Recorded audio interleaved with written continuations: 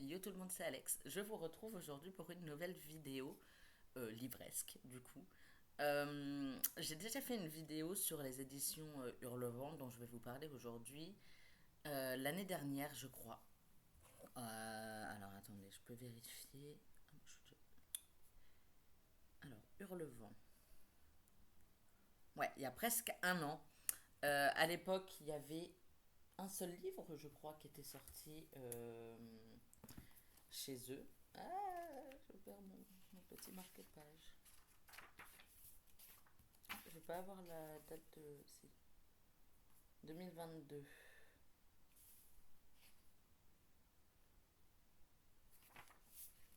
Ouais, si. Non, il est sorti fin 2022. Voilà, octobre 2022. Donc voilà. Donc l'année dernière, il n'y avait qu'un seul livre qui était sorti. Depuis, il y a quatre autres romans qui se sont ajoutés à leur catalogue. Et je me suis dit que j'allais venir vous en parler aujourd'hui.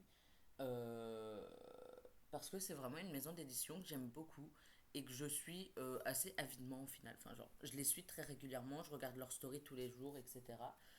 Euh, et j'achète chacune de leurs parutions. Donc l'année dernière, quand je vous en ai parlé, je crois que je n'avais que Le cœur singulier de Millie Davis de S.I. Armand, qui est l'une des créatrices en fait de la maison d'édition. Euh, et, euh, et voilà. Vous voyez, il y a quelques post-it, mais que dans la deuxième partie, parce que dans la première partie, je voyais pas. Enfin, j'avais plus de post-it, je crois, et je pouvais pas. J'avais un peu la flemme, je crois, surtout, d'annoter le livre.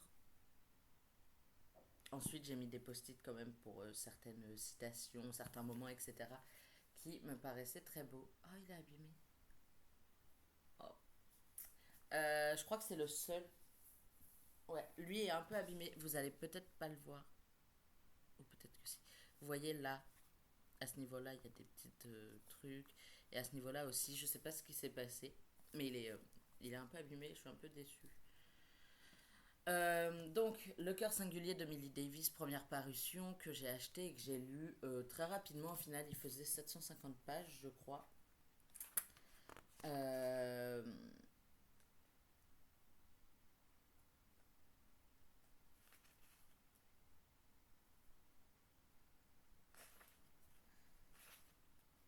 741 pages. Donc 741 pages, 741 pages de bonheur. Vraiment, j'ai adoré cette lecture. Euh, et, euh, et je pense que c'est ce qui m'a donné envie de laisser une chance au second roman de la maison d'édition qui est sorti ensuite. Donc lui est sorti en mai 2022 et le deuxième est sorti en octobre 2022. Donc voilà. On y suit Millie Davis, étonnamment, qui reprend des études en histoire, je crois. Alors attendez. C'est ça, elle reprend une fac d'histoire parce qu'elle elle a écrit un roman et qui a eu du succès, qui s'appelle Les Espérances des femmes Templeton, pardon. Et certaines critiques ont mis en avant le manque de cohérence historique. Donc elle reprend une fac d'histoire et elle rencontre des gens là-bas, etc. J'ai adoré l'histoire en elle-même et la plupart des personnages. Il y a le personnage de Lyra. Si vous avez lu le roman, vous savez ce qui en découle. Je l'avais vu venir. Je l'avais un peu vu venir. Même si ça me paraissait un peu gros, j'étais en mode pas. Non, quand même. Et au final, si. Mais voilà, j'ai adoré du coup les personnages, adoré pardon, l'ambiance. Euh, Il y a des lieux qui vraiment me donnaient l'impression d'être dans Harry Potter, enfin de me renvoyer dans Harry Potter. Enfin, vraiment, c'était vraiment hyper stylé, hyper beau, hyper bien écrit. J'ai adoré la plume de Sarah, donc de S.A. Armand. Vraiment, genre, c'était un pur plaisir. Euh, j'ai passé un super agréable moment, 740 pages, mais voilà. Mais voilà, vous allez bien voir mieux voir comme ça. C'est hyper espacé, hyper fluide, etc. Et ouais, ça se lit hyper facilement. La maison d'édition fait aussi les marque-pages qui vont du coup avec le livre. À chaque fois que je commande un livre, j'ai euh, le petit marque-page. Enfin, je me commande le marque-page aussi. Euh, on peut les avoir dédicacés. Si on le précommande, le livre, on l'a dédicacé. J'avais précommandé du coup. Voilà. Euh, le cœur singulier de Millie Davis. Euh, et, euh, et du coup, je l'ai eu dédicacé et j'avais le petit marque-page aussi. Et voilà, c'était plutôt cool. C'était le premier roman de la maison d'édition et ça m'a convaincu d'avoir en fait envie de continuer à acheter. En plus, la qualité est juste exceptionnelle. C'est hyper bien, enfin c'est hyper aéré. La couverture, enfin le relié est juste magnifique avec la petite enfin le petit logo de la maison d'édition, le titre et je vais vous en montrer le deuxième. Vous voyez, ça fait la même chose sur les deux. Donc le petit dessin là qui est sur tous. Et ça c'est le petit dessin, enfin la petite image, le petit truc qu'on voit sur la couverture et qui a toujours un lien avec le roman. Donc là c'est ça, c'est des petites fleurs. Et voilà, j'avais adoré ma lecture et ça m'a convaincu du coup pour acheter le deuxième roman qui est paru chez eux, La Duchesse de Buckingham, beaucoup plus court, vous pouvez le constater, beaucoup plus court, mais tout aussi prenant. Donc c'est de Shannon Malka. Je l'avais pas, je l'avais pas préco, mais du coup j'ai aussi le marque-page. Normalement, je vous assure, j'ai tous les marque-pages. Donc en tout cas, je crois avoir absolument tous les marque-pages. Petite couronne, et ça se passe au niveau de la royauté, etc. Donc forcément, on y suit Helena Quincy, qui est fille d'un duc, d'un comte, du comte de Winchester, qui vit une petite vie paisible avec ses frères et son père. Sa mère est morte il y a quelques années, il me semble, donc c'est vraiment elle, son père et ses frères. Et un jour, elle va poster un article dans un journal dénonçant certaines choses qu'elle a vues, le traitement en fait des enfants euh, par leur maître, les enfants qui travaillent, hein, les enfants qui vont à la mine, etc., par l'homme à qui ils appartiennent. C'est assez terrible, j'aime pas dire ça, mais pourtant c'est la réalité de la chose à l'époque. Et son frère accepte de l'aider seulement si elle ne signe pas le papier. Et au final, elle le signe. Et ça fait grand bruit. Et elle est invitée à Buckingham Palace par la reine Victoria pour être une de ses suivantes. Et voilà que notre petite Helena se retrouve embarquée dans cette folle aventure que j'ai adoré. J'adore tout ce qui est historique et notamment euh, donc tout ce qui est Seconde Guerre mondiale, Première Guerre mondiale et ça. La reine Victoria, les balles, les trucs, enfin historique quoi, les châteaux, la vie mondaine, etc. De l'époque. Et vraiment, genre, j'ai adoré ma lecture que je recommande vivement à toutes les personnes qui aiment tout ce qui est Régence, Reine Victoria, bal, saison, etc. C'est totalement l'ambiance du roman et j'ai adoré. En bas, il y a un petit avis en bas, là, juste là, là. le dernier paragraphe. Et c'est marqué à la croisée de Downton Abbey. Donc je peux pas vous dire vu que je n'ai pas vu Downton Abbey et la chronique des Bridgerton que j'ai lu et vu. Enfin, j'ai vu les deux saisons et j'ai lu les deux tomes concernant Daphné et Anthony.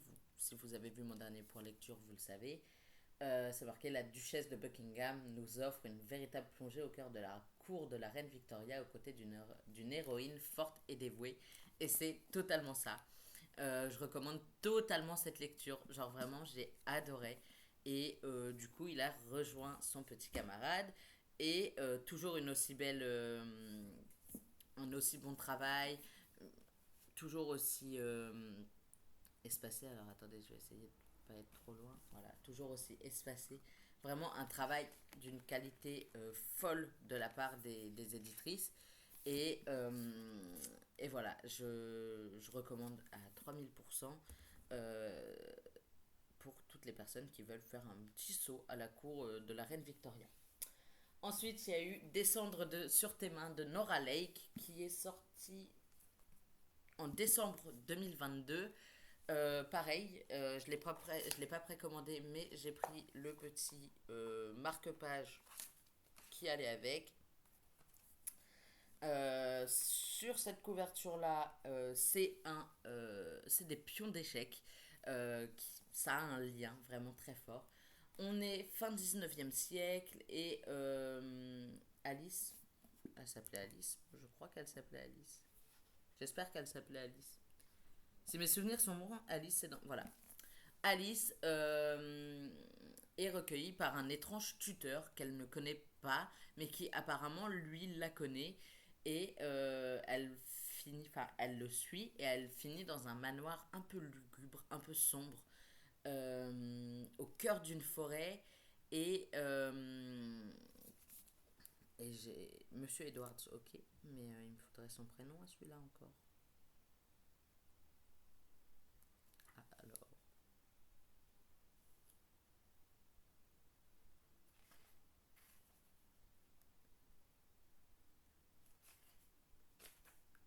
Donc Monsieur Edwards, c'est quoi son prénom à celui-là? Ben je vais pas m'en souvenir.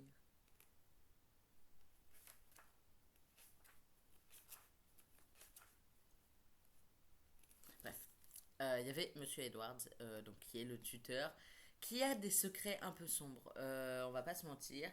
Donc il y a le côté Alice et il y a le côté par moment on a en italique, on a des chapitres en italique qui reviennent dans le passé et dans lequel on suit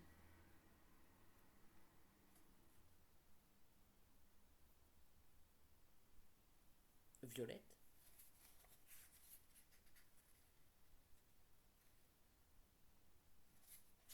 C'est Violette son nom, celle-là?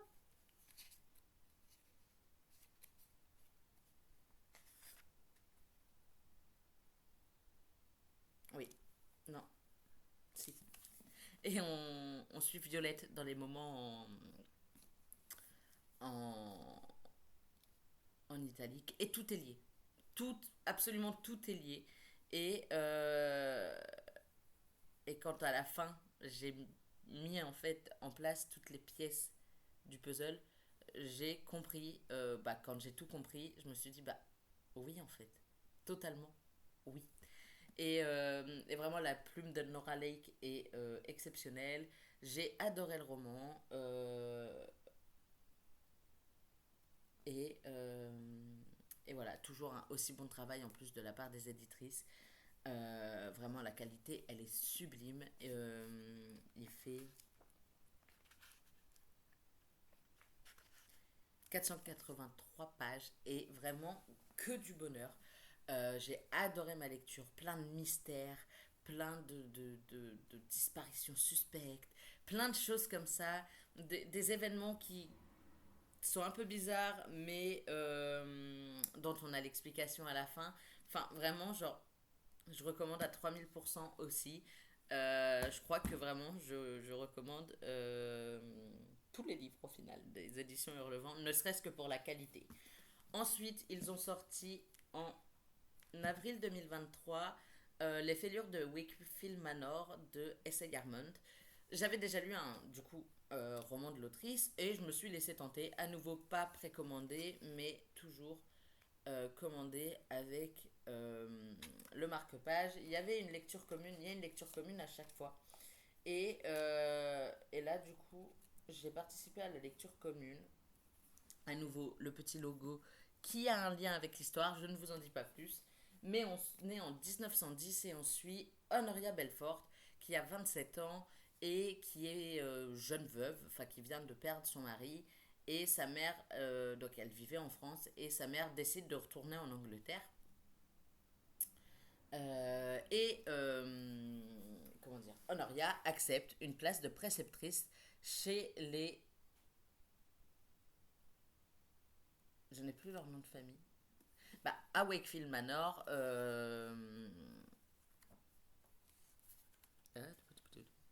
chez les Pendergast. Euh, la famille est un peu bizarre. La mère est très froide. Irina est très froide. Une des sœurs, c'est vraiment le portrait craché de sa mère.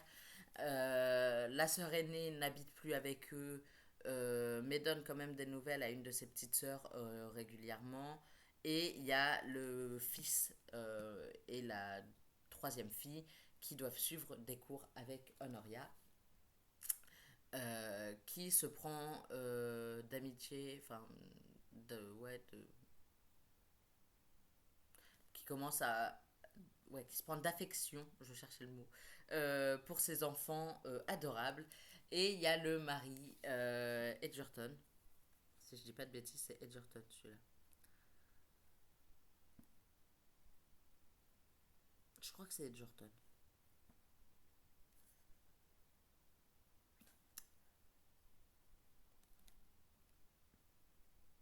C'est ça, Edgerton. Qui se rapproche de Miss Honoria Belfort. Et en parallèle, on a parfois des moments où on suit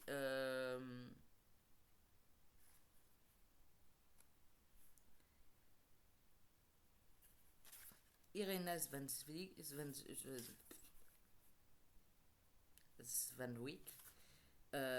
qui rencontre... Non, c'est pas là.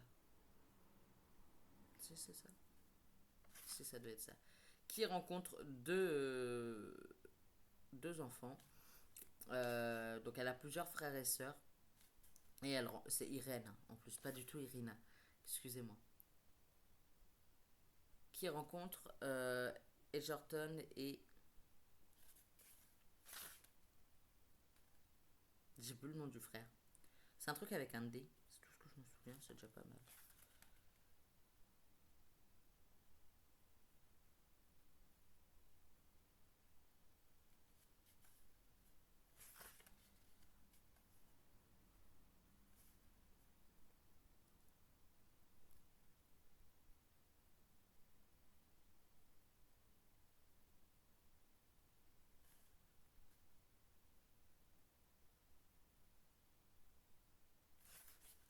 Moi, je veux plus avoir son nom à celui-là. On suit par moments des petits passages de leur vie, enfin de leur enfance. Et il y a plein de secrets, il y a plein de choses bizarres qui se passent. En plus, elle arrive dans un manoir où il y a une aile qui est complètement condamnée à l'abandon, etc. Un petit peu bizarre au final, qui appartenait visiblement au frère de Edgerton, frère qui est mort il y a quelques temps, et il y a quelques années même, et depuis, les Pendergast restent en fait un petit peu reclus dans leur manoir, et il y a tout un tas de silence, et il y a des mystères, et il y a plein de choses. Et j'ai eu un peu de mal à lire celui-là, mais j'ai quand même apprécié un minimum ma lecture. J'accrochais juste pas avec certains personnages, mais pas du tout. Du coup, j'ai eu un peu de mal, mais voilà, c'était quand même plaisant de le lire. Même si j'étais un peu. Je sais pas, c'était un peu gros sur la fin. Il y a des moments où j'étais là en mode. Ah ouais, mais. Je suis pas totalement convaincue. Et il y a des questions auxquelles on ne répond pas en fait à la fin. Et j'étais là en mode. Mais moi, je veux les réponses. Enfin, ça va être une catastrophe. Il y a des choses, en fait. Il y a des événements, des trucs qui font euh, que ouais, j'ai pas totalement apprécié ma lecture, mais ça reste une très bonne lecture quand même. Je l'avais vu venir. La fin, je l'avais vu venir. Je vais pas vous mentir. Il y a un moment où j'en parlais avec mon coloc et je fais imagine, genre c'est ça. Un peu, non, mais genre ce serait trop gros. Elle fait, mais j'avoue que ce serait drôle quand même. Et au final, il s'est passé ce que je pensais qu'il se passait. Et je me suis dit, bah ouais, c'était évident. Mais j'avais vu venir une partie de la fin. Parce qu'il y a deux informations clés en fait qu'on a à la fin. Et il y en a une, j'étais là en mode, bah, non, par contre, je ne suis pas d'accord. Mais voilà. Les éditions Hurlevent, leur quatrième roman qui, ouais, avril, j'ai dit 2023 du coup, et que j'ai adoré. Plus récemment, c'est simple, en juin 2023, ils ont sorti Nuit d'orage à Haute-Rive de Juliette Galliani, que j'ai commencé à lire. J'ai lu 166 pages. Je devais participer à la lecture commune et j'ai perdu le fil. Avec le taf, j'ai totalement perdu le fil. Et voilà. Mais je vais prendre le temps de le lire calmement. J'adore pour l'instant les chapitres que j'ai lus, etc.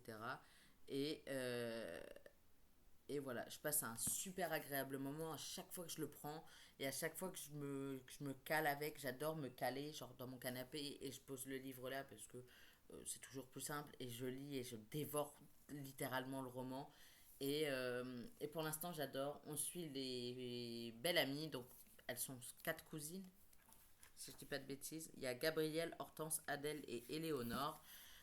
Éléonore, j'ai beaucoup de mal avec ce personnage. Elle me paraît manipulatrice, mais à souhait.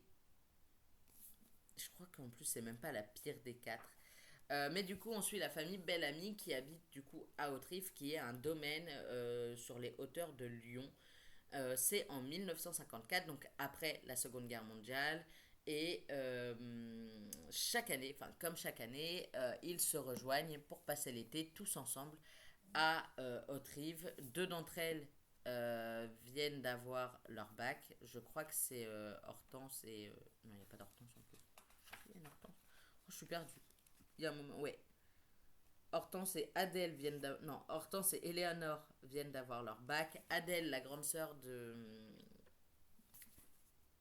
d'Éléonore, est en train d'écrire une thèse. Et ensuite, on a Gabrielle qui est un petit peu sur le côté.